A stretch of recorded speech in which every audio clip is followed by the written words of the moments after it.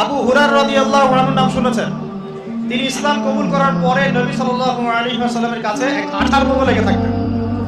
মানে নবী কি করেন না করেন, কি বলেন না বলেন, সব তিনি নোট আউট করতেন মাথায়, মেমোরিতে। তখন তো লিখতেন না, কি করতেন? মুখস্থ করতেন। একদিন বলছেন, ইয়া রাসূলুল্লাহ সাল্লাল্লাহু আলাইহি ওয়াসাল্লাম, আমি অনেক শুনি হাদিস, কিন্তু আমি ভুলে যাই।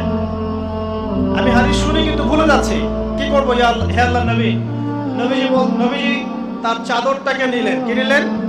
কি জানি একটা পরে নবী সাল্লাল্লাহু আলাইহি ওয়াসাল্লাম এভাবে হাতে নিয়ে তার চাদরে ঢেলে দিলেন, দিয়ে চাদরটা পরিয়ে দিলেন।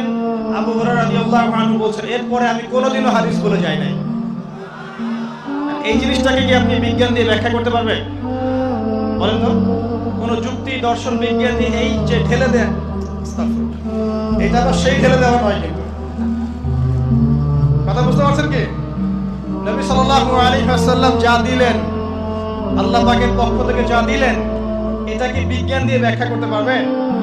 যুক্তি দিয়ে ব্যাখ্যা করতে পারবেন?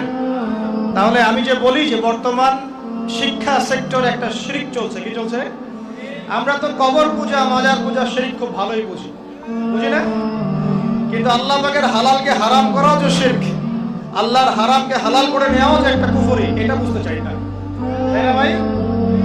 মদ হালাল না হারাম? তা আমরা যে মাশাআল্লাহ হালাল মনে করে খাওয়া শুরু করেছি, কি হচ্ছে এটা? বর্ডার অঞ্চলে এগুলো বেশি হচ্ছে না? আপনারাই তো সাক্ষী। সুদ হালাল না হারাম? আমরা যে ফরজ করে নিয়েছি, এখন সবার ঘরে ঘরে সুদ। তো এখন এটা কি আল্লাহ পাকের হালালকে হারাম করা হচ্ছে না?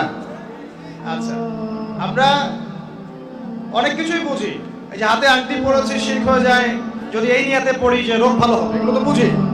কিন্তু পুরো বিশ্ব জুড়ে অর্থনৈতিক ক্ষেত্রে যে একটা নয় ছয় আমরা বলি কাপচাপ চলছে, এটা আমরা বুঝি না। এগুলো বুঝিও না, এগুলোর ব্যাখ্যা করতে পারি না। কেউ ব্যাখ্যা করলে তার সমালোচনা করে ধুয়ে রেখে দিয়ে, এগুলোতে আমরা